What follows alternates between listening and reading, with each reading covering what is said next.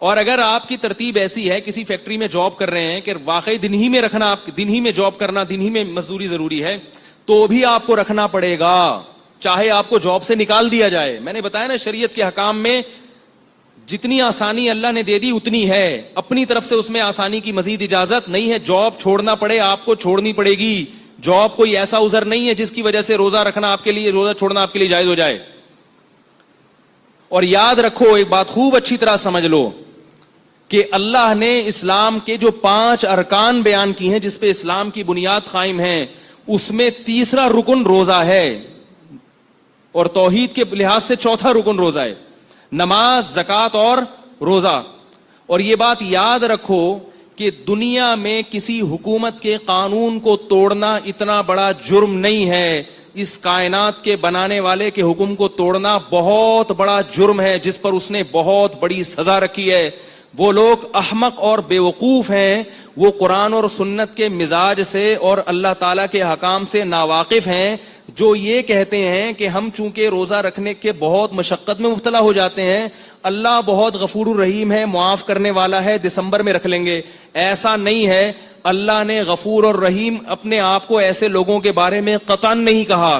اللہ نے اپنے آپ کو غفور اور رحیم ان لوگوں کے بارے میں کہا ہے جن سے ماضی میں گناہ ہو گیا, اب وہ توبہ کر کے اپنی اصلاح کر رہے ہیں اور رمضان کے روزے یا جو ارکان اسلام ہیں ان کو پابندی سے ادا کر رہے ہیں. اللہ کہہ رہے ہیں ان کے بارے میں غفور الرحیم ہوں, پچھلی خطائیں معاف کر دوں گا. جو اللہ کو غفور الرحیم سمجھ کے گناہ کر رہا ہے اس کے بارے میں اللہ نے دھمکیاں دی ہیں, قل لعبادی انی انا الغفور الرحیم وان عذابی هو العذاب العلیم, میرا عذاب بہت دردناک ہے. یہ بات خوب اچھی طرح سمجھ لیں, اللہ ایسے لوگوں کے لیے غفور الرحیم نہیں ہے جو رمضان کا روزہ چھوڑ دیں. اللہ ایسے لوگوں کے لیے عزیز ذو انتقام ہے, زبردست انتقام لینے والا, اور اس کا حق ہے کہ وہ آپ سے انتقام لے.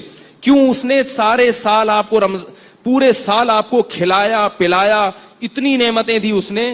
ہم اگر صرف خوراک پر غور کریں, خوراک پر کتنا کھاتے ہیں, کھا کھا کے بیمار ہو جاتے ہیں, کیا اس کا یہ حق نہیں ہے کہ وہ 1 مہینہ صرف دن کی روشنی میں آپ پر کھانے کی پابندی لگا دے, اور آپ کہیں گے نہیں میرے لیے یہ عمل بہت مشکل ہے, وہ عذاب دے گا اس پر. اس میں یہ دماغ سے نکال دیں کہ اللہ کی رحمت کی امیدیں لگا کے بیٹھ جائیں کہ میں مزدور ہوں, میں یوں ہوں, میرے سے ہوتا نہیں, میرے تو یہ کرنا ہے, میرے تو ڈرائیور ہوں, میں تو. پچھلے سال دبئی میں ایک صاحب آئے, انہوں نے کہا میں ریگستان میں کام کرتا ہوں, دبئی کی گرمی اور ریگستان, اور کہہ رہے ہیں 10 بجے حالت خراب ہو جاتی ہے, کیا میں روزہ چھوڑ سکتا ہوں؟ میں نے کہا روزہ بولو بھائی, نہیں چھوڑ سکتے, نہیں چھوڑ سکتے. کہہ رہے ہیں جاب جائے گی, میں نے کہا جائے جاب. اگر چھوڑ دیا آپ نے ریگستان کی گرمی کی وجہ سے روزہ, غامدی کی باتوں میں آ کے, خدا انتقام لے گا, یہ بتا دوں آپ سے. ایسا نہیں ہے, دنیا میں کوئی حکومت ایسی نہیں ہے جو قانون بنائے اور پھر کہے جس سے دل چاہے عمل کرے, جس کا دل چاہے عمل نہ کرے. آرمی میں دیکھا آپ نے کہ صبح آپ اپنے آفس پہنچے اور شلوار قمیض میں پہنچ جائیں آپ بولے ایکچولی میری پینٹ کیونکہ دھلی ہوئی نہیں تھی, میری شرٹ کیونکہ دھلی ہوئی نہیں تھی, آرمی والے نکال دیں گے باہر, آپ کو بولیں گے آپ کو پریڈ میں کھڑے ہونے کی اجازت نہیں ہے. آپ کہیں اصل میں یوں تھا, وہ کہ جاؤ دفعہ ہو یہاں سے, بھاگو یہاں سے, اجازت نہیں ہے آپ کو گھسنے کی. اس لیے کہ آرمی کا ایک ڈسپلن ہے. ہاں, جس میں ڈسپلن نہیں ہوتا کوئی, وہ خود ہی اس کو اپنے حکام کی اہمیت نہیں ہوتی, وہ کہتا ہے یوں کر لو تو یوں کر لو, جیسے مرضی کرو. یاد رکھو آرمی کی اتنی طاقت نہیں ہے, آرمی کا اتنا ڈسپلن نہیں ہے جتنا اس کائنات کو چلانے والے کا ہے. اس نے جب ایک قانون بنا دیا تو وہ پتھر پہ لکیر بن گیا ہے. اب آپ کو روزہ رکھنا پڑے گا. اگر آپ نہیں رکھتے اللہ کو غفور الرحیم سمجھ کے, تو اللہ کے عذاب کے لیے تیار رہو. پھر عذاب کے, اللہ نے قوم عاد اور قوم سمود کو تباہ و برباد کیا, اللہ نے قوم لوط کو تباہ و برباد کیا, اللہ تعالیٰ نے فرعون کو تباہ و برباد کیا. اور ان سب میں قدر مشترک چیز کیا تھی؟ نبی کے حکم کی نافرمانی, اللہ کے حکم کی نافرمانی. تو آپ کو روزہ چھوڑنے کی قطعاً اجازت, بولو بھائی, نہیں ہے. اللہ کے غضب کو دعوت مت دو.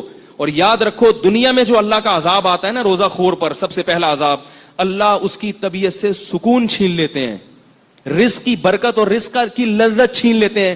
روزہ خوروں کے چہروں پر نحوست سے پتہ چلتا ہے کہ یہ سکون میں نہیں ہے. کیا ہو جائے گا 2 وقت کھا کے, کیا مل جائے گا آپ کو؟ بھائی صبر کر لو تھوڑا سا. جب ڈاکٹر شوگر کے مریض سے مٹھائی چھڑواتا ہے, ساری زندگی کے لیے مریض چھوڑ دیتا ہے کہ نہیں چھوڑ دیتا؟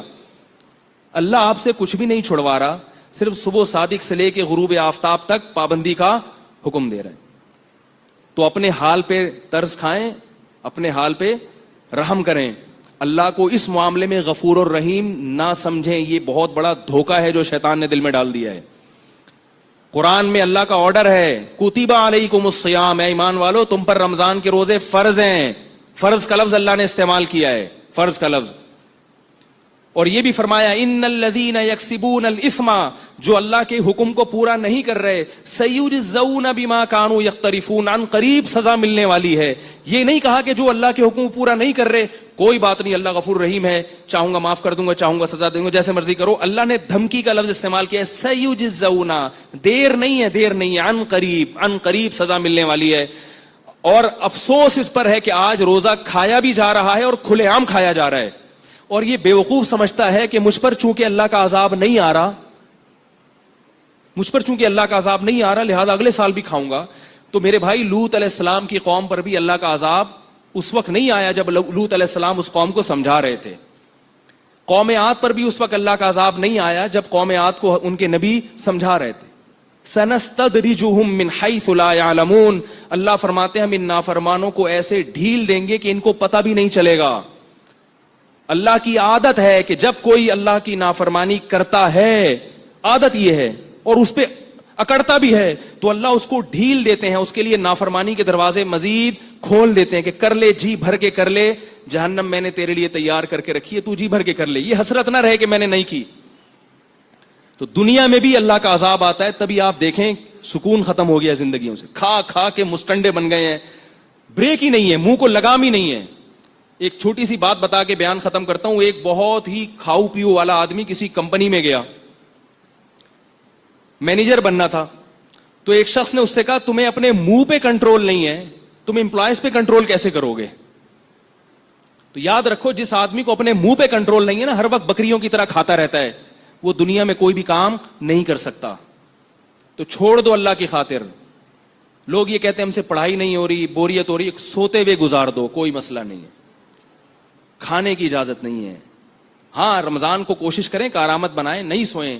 لیکن اگر کچھ بھی نہیں ہو رہا تو بھائی یہ جو بھوکے پیاسے رہ گئے نا آپ صبح صادق سے لے کے غروب آفتاب تک، تو سمجھ لو بہت کچھ ہو رہا ہے آپ سے. یہ غلط ہے کہ یہ وسوسہ ہے کہ روزہ رکھنے والا، روزہ چھوڑنے والا تو صبح سے لے کے مغرب تک اتنی ایکٹیویٹیز کر لیتا ہے، اتنے کام کر لیتا ہے، اور میں تو پڑا رہتا ہوں، کچھ بھی نہیں ہوتا. اس نے کچھ نہیں کیا، آپ نے بہت کچھ کر لیا. جب دل چاہ رہا ہو کھانے پینے کا اس وقت کھانا پینا چھوڑ دینا یہ بہت بڑا کام ہے، کیونکہ ہم یہ کس کے لیے چھوڑ رہے ہیں؟ اللہ کے لیے چھوڑ رہے ہیں. تو اس پر اللہ کی طرف سے خوشخبریاں بھی ہیں، اور رمضان کا روزہ چھوڑنے پر اللہ کی طرف سے عذاب بھی ہے. اس میں اللہ کو غفور الرحیم سمجھنے کی چندہ ضرورت نہیں ہے. عذاب ہے، اس پر وعیدیں ہیں، رحمتیں نہیں ہیں. اللہ تعالیٰ مجھے بھی اس حکم کی پابندی کی توفیق عطا فرمائے اور